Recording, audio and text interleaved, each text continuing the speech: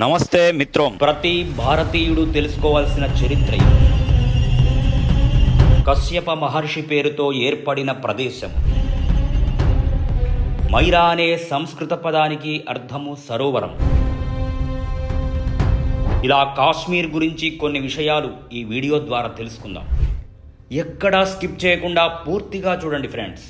ఇప్పటి వరకు మన ఛానల్ని సబ్స్క్రైబ్ చేసుకోకపోతే తప్పకుండా సబ్స్క్రైబ్ చేసుకోండి. పక్కనున్న బెల్ ఐకాన్ పైన క్లిక్ చేయండి. ఈ వీడియో మరికొంతమందికి చేరువ కావడానికి ఒక లైక్ చేసి మన ఛానల్ని ప్రోత్సహించండి. ఇక విషయంలోకి వెళ్తే, ఈ మన్వంతరంలోని సప్త ఋషులలో ఒక్కరు కశ్యపుడు. ఇతడు బ్రహ్మదేవుని మనవడు. ఇతని తండ్రి మరీచి మహర్షి. ఈ మరీచి బ్రహ్మదేవుని మానసపుత్రుడు. దక్ష ప్రజాపతి తన 13 మంది కుమార్తెలను కశ్యప మునికి ఇచ్చి వివాహం చేశాడు. కశ్యప గోత్రము ఆరంభమయ్యేదే ఇక్కడి నుండి. వీరి సంతానములో దేవతలు, దైత్యులు, దానవులు, నాగులు, మానవులు మొదలుగా సర్వజీవులు కలిగి ఉన్నారు. నీలమత పురాణం ప్రకారం ఇప్పటి కాశ్మీర్ ఉన్న ప్రదేశంలో సతీసరము అనే అతిపెద్ద సరోవరం ఉండేది. శివుడు, సతీదేవి ఇద్దరికీ అది చాలా ఇష్టమైన సరోవరం అయినందువల్ల కశ్యపుడు ఈ సరోవరాన్ని వారికి బహుమతిగా ఇచ్చాడు.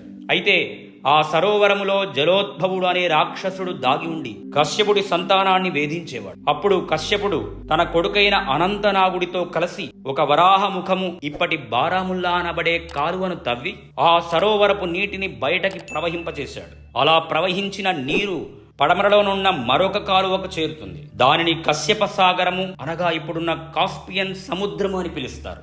ఆ తరువాత సరోవరం నుండి బయటపడిన జలోద్భవుని విష్ణువు సంహరించాడు. ఇలాగా నిండుకున్న సరోవరం పక్కన వేద వ్యాసంగముల కోసం అద్భుతమైన ఒక పవిత్ర క్షేత్రాన్ని నిర్మించారు.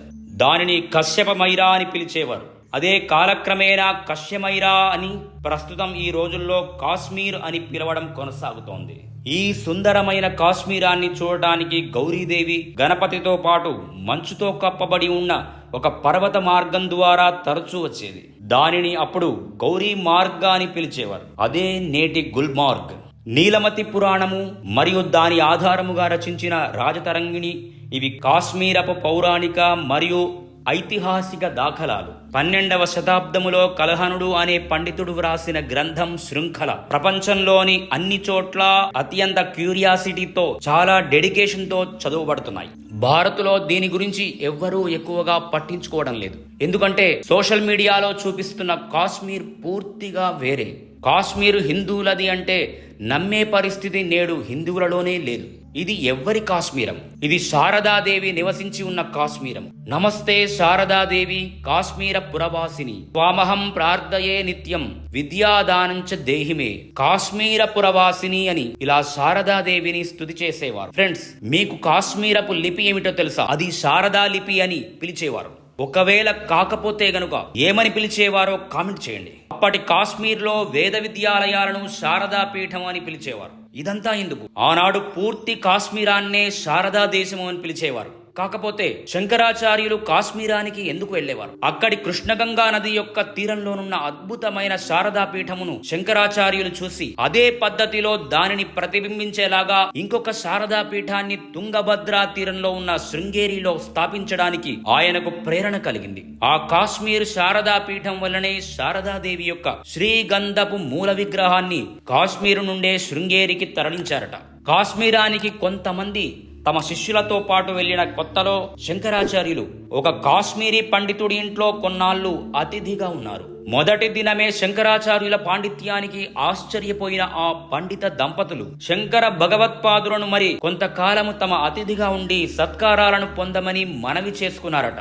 దానికి ఒప్పుకున్న శంకరాచార్యులు ఒక నిబంధన పెట్టారు. ఆ నిబంధన ఏమిటంటే, భోజనానికి రోజు నా వంట నేనే చేసుకుంటాను అని. ఇది ఆ పండిత దంపతులకు కొంత అవమానకరంగా అనిపించినా వారిష్ట ప్రకారమే కావలసిన అన్ని వస్తువులను, వంట పాత్రలు, ఇలా వంటకు కావలసినవి అన్నీ ఇచ్చి ఊరుకుంటారు. అయితే వంట చేయడానికి కావలసిన నిప్పుని ఇవ్వడం మాత్రం మర్చిపోయారు. మరొకసారి ఆ దంపతులను పిలిచి ఇబ్బంది పెట్టకూడదని అనుకొని శంకరాచార్యులు అలాగే ఆకలితో నకనకలాడుతూనే పడుకొని నిద్రపోయారు. మరునాడు ఆ పండిత దంపతులు వచ్చి నమస్కరించి మాట్లాడిస్తుండగా వంట సామాగ్రి అంతా అలాగే పడి ఉండడాన్ని గమనించి ఎందుకని ఇలా జరిగిందని అడిగారు. అప్పుడు వారి శిష్యులు, నిప్పు లేకపోవడం వల్ల శంకరాచార్యులు వంట చేసుకోలేదు అని చెప్పారు. వెంటనే ఆ పండితుడి భార్య అక్కడే ఉన్న నీటిని ఆ కట్టెల మీద చిలకరించగానే ఆ కట్టెలు అంటుకొని మండడం ప్రారంభించాయి. అప్పుడు శంకరాచార్యులు జరిగినదంతా చూసి ఈ శారదా దేశంలో తాము నేర్చుకోవలసినది ఇంకా చాలా ఉంది అనిపించి ఇంకొన్ని రోజులు అక్కడే నివసించారట. వారు ఉన్నటువంటి ఆ ప్రదేశంలో ఒక గుట్టను ఇప్పటికీ శంకరాచార్య గుట్ట అనే పిలుస్తారట. ఆ పేరుతోనే అది గుర్తింపబడి ఉంది. అదొక పుణ్యక్షేత్రం అనిపించుకుంటుంది. ఇది శ్రీనగరం నట్టనడుమ ప్రసిద్ధమైన దాల్ సరోవరం ప్రక్కనే ఉంది. అప్పటి శారదాపీఠము దురదృష్టవశాత్తు ఇప్పటి పాకిస్తాన్ ఆక్రమిత కాశ్మీర్లో ఉంది. అక్కడికి వెళ్ళడానికి ఎవరికీ అనుమతి లేదు. ఆ శారదాపీఠం శిథిలమై రోజులు గడుస్తున్నా కొద్దీ కుంగిపోతుంది. విశిష్టాద్వైతం అనే సిద్ధాంతము నమ్మాల్వారుల దగ్గర నుండి ప్రారంభమైనది అని చాలా చరిత్రలున్నాయి. దానిని నాథమునులు అనేవారు, తర్వాత యామునాచార్యులు అనేవారు దానిని రక్షించారు. వారి తర్వాత అందరికీ అందే విధంగా సామాన్యులకు సైతం శ్రీ రామానుజాచార్యులు విస్తరింపజేశారు. వ్యాసుడు రాసిన బ్రహ్మసూత్రాలు ప్రతిపాదించి శ్రీభాష్యము అనే పెద్ద గ్రంథాన్ని రచించారు. ఇదే సనాతన ధర్మానికి ఆయువు పట్టు లాంటిది. అది శ్రీ వైష్ణవులకు మూల గ్రంథం. ఇటువంటి గొప్ప గ్రంథాన్ని రచించడానికే శ్రీరామానుజులు తమ శిష్యుడైన కూరత్త ఆల్వార్తో కలిసి బ్రహ్మసూత్రాన్ని వెతుకుతూ కాశ్మీరానికి వెళ్లారు. వారికి అప్పటికే 60 ఏళ్లు. రచించిన తర్వాత శారదాదేవి ప్రత్యక్షమై ఆ గ్రంథానికి శ్రీభాష్యము అని పేరు పెట్టిందట.